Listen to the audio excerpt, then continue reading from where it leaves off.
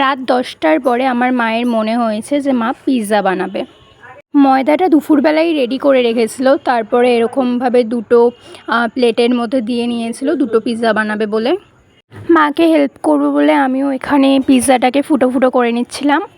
Actually আমার না এই কাজগুলো করতে খুব ভালো লাগে। ময়দাটাকে ফুটো ফুটো করার পর কি সুন্দর লাগছে।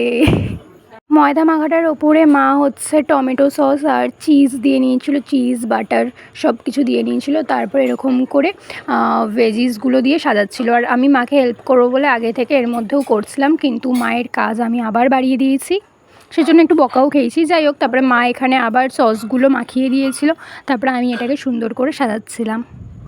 আমার সাদা মনে কাদা নেই, তাই ভাবলাম যে মাকে একটু হেল্প করেই দিই, কিন্তু মা যে ওরকমভাবে রেগে যাবে আমি সেটা বুঝতে পারিনি। ওপর থেকেও তো সসগুলো দিয়ে দিলে হয়েই যেত, এত রাগারাগি করার কী ছিল। যাই হোক, তারপরে এরকম সুন্দর করে সাজিয়ে নিয়েছিলাম, কত সুন্দর হয়েছে দেখো। আমার মার আবার মনে হলো একটু লঙ্কা কেটে ওপর থেকে লঙ্কা দিয়ে দিই, একটা তো লঙ্কা ছাড়া হয়েছে, এটার মধ্যে লঙ্কা দিয়ে দিই, তো আবার লঙ্কা কেটে ওপর থেকে লঙ্কা দিয়ে নিয়েছিল, আর আমি মাকে দেখিয়ে দেখিয়ে দিচ্ছিলাম এখানে লঙ্কাগুলো কোথায় কোথায় দেবে। ফার্স্ট টাইম বাড়িতে এরমভাবে পিৎজা বানানোটা ট্রাই করলাম। এর আগে বানিয়েছি মামার বাড়িতে, আমি তারপরে আমার প্রীতিদি, আমরা সবাই মিলে পিৎজা বানিয়েছিলাম, খেতেও বেশ ভালোই হয়েছিল। বাট ওটা মাইক্রো ওভেনে করা হয়েছিল, আর এটা নর্মাল গ্যাসের মধ্যে করা হয়েছে। এটাও কিন্তু খারাপ হয়নি খেতে।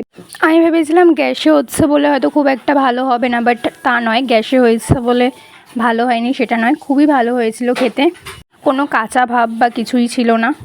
ঘরে থাকা খুব সামান্য জিনিস দিয়ে এটা বানিয়ে ফেলেছিলাম। এটা দেখা হচ্ছে নেক্সট ভিডিও।